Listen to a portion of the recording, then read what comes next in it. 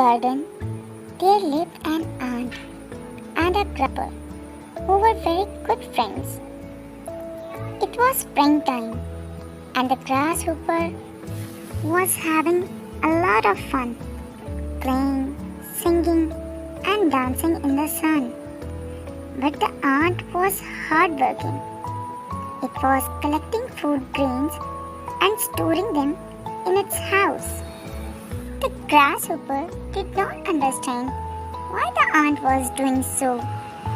He said, "Hey Ant, why don't you come outside and play with me?" The ant replied, "I cannot.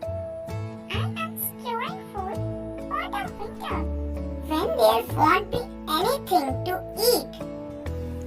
The grasshopper only laughed at the ant and said, "Why are you worrying now? There is a plenty of food to eat." and continued to play. When winters come, the grasshopper did not find a single grain of food to eat. It began to starve and feel very weak. The grasshopper saw how the hardworking ant had plenty of food to eat and realized his mistake. If you like my video, like, subscribe, and share. Bye bye.